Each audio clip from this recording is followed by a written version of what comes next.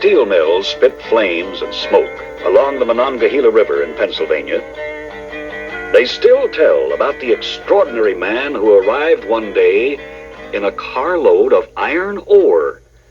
His name was Joe Magarac. Joe brushed himself off and looked around, for he wanted a job making steel. He saw a crowd gathered in a field nearby, so he walked over to see what was going on. "They're having a contest," an old man said, "to find the strongest man in the world. The winner will marry Steve Mestrovich's daughter, Mary. All the young men from the steel mills are here." A fellow named Pete was lifting a big steel bar. "Very good, Pete," said Mary's father. "Only you and Eli have been able to lift the bar. Now, which of you will lift the next bar?"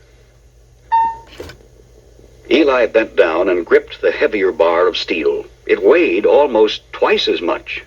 He tugged and tugged, but the bar wouldn't budge. Then Pete tried. He slipped and strained. He raised up one end of the bar and stumbled backward. Joe couldn't keep from laughing. "Ho, ho, ho, ho!" That made Pete angry. "Who's laughing at me? You think it's so funny? You try." The crowd gasped as Joe walked toward Pete. No one had ever seen such a big man before. Even Pete was frightened.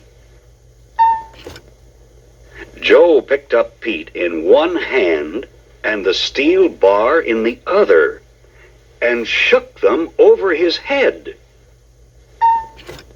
Then he twisted the bar as if it were made of taffy. Mary's father stared. "Who are you?" he asked. "I didn't invite you to my contest." "My name is Joe Magarac." Everyone laughed, for in the Slovak language, Magarac means jackass. "What kind of a name is that?" Steve asked. "Joe Jackass." "Sure, I'm Magarac. All I do is work and eat, just like a jackass donkey. I was born on a mountain of iron ore, and now I've come down to make steel. I'm the only steel man in the whole world. See?" And he opened his shirt and showed them. "You sure are a steel man," said Steve. "And the strongest man in the world. You'll make a fine husband for Mary." "She's the prettiest girl I've ever seen," said Joe. "But I haven't any time to be a husband. Let her marry Pete.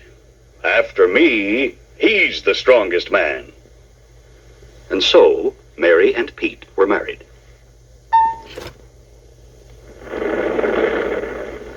The next day, Steve took Joe down to the mill and got him a job. The melter put him to work on the number 7 furnace. After that, the melter didn't have to worry about number 7. Joe did all the work by himself. He shoveled iron ore, leftover bits of steel and limestone into the big furnace. He fed coal into the heater. Then he sat in the door of the furnace, singing and watching the flames jump and the metal grow soft and liquid. "Well, steel's my life, that hot molten steel, because I'm Joe Magarac, the only steel man around, the only steel man around." After a while, he reached in and stirred the molten metal with his hands and took a sample.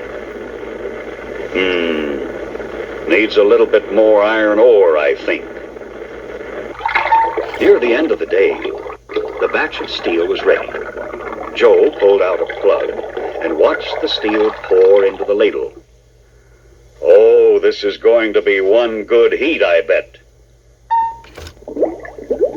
He thrust his hands into the ladle and scooped up some of the soft steel. Then he closed his fists and squeezed out the steel between his fingers. Each time he did this, he made 8 perfect rails, shiny and smooth and ready to be laid down for a railroad. "You sure make the prettiest rails," said Steve Mestrovich. "But now it's time to go home, Joe." "I'm Magarac," said Joe. "I work the day shift and the night shift too. I haven't got time for anything but making steel." And he turned back to his furnace. Day after day Joe worked, squeezing out rails or twirling the hot steel around his little finger to make wheels. Everyone agreed he was the best steelman in the world. One day, the superintendent stopped Joe as he was tapping out the furnace. "You finish this heat, Joe, and then put a slow fire in number 7. We're closing down the mill for a couple of days." "What do you mean, closing the mill? I have to make steel." "Sorry, Joe," said the superintendent, "but we're not getting many orders for steel these days, and you've made enough rails and wheels to last until more orders come in." "What kind of a steel mill is this? You don't make steel. What are the men going to do if they don't have any work?" The superintendent shook his head. "I can't help it, Joe. The big boss told me we're closing down until Monday."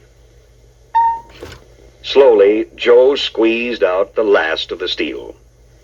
He wasn't thinking only of himself. He was worrying about Steve and his other friends. How would their families get along if they had no work? He was setting a slow fire in number 7 to keep the furnace warm so it would be ready to start up Monday, when he heard voices. "What we really need," said one voice, "is a new mill. I want to build the finest steel mill in the world so we can produce the best steel in the market. Then we won't have to worry about getting orders, and that's exactly..." Joe recognized the voice. It was the big boss. A new steel mill. Maybe there was a way he could help his friends. When the men came back to work on Monday, Steve looked all over for his friend. He hadn't seen Joe since the day the mill shut down. But something was cooking in number 7. "Tap it out," said the melter to another man, "and we'll see what kind of steel we've got in there." Then the melter went up on the platform to watch as the steel poured into the ladle. Suddenly, they heard a loud voice. "What do you think of this batch?" The melter peered down, but he could see no one. "Over here," said the voice. "In the ladle." There in the ladle was Joe Magarac, hot steel bubbling up around him.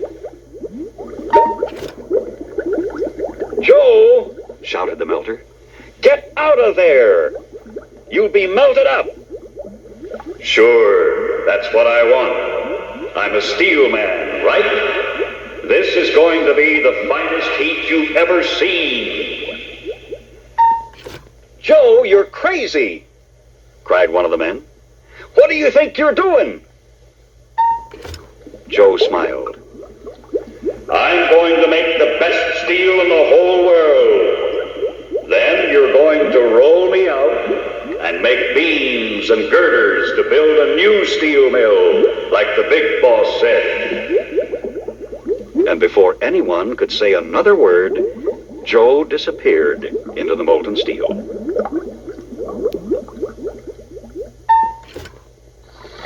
So they poured the ladle into molds.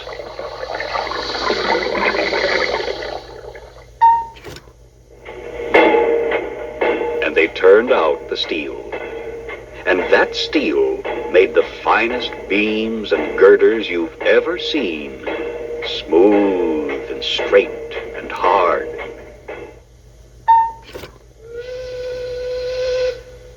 they took the beams and girders that Joe Magarac had made and built the best steel mill in the world. And sometimes, say the steel men, you can even hear the voice of Joe Magarac singing to the flames. I work the day shift, I work the night shift, because I'm Joe Magarac, the only steel man around, the only steel man around.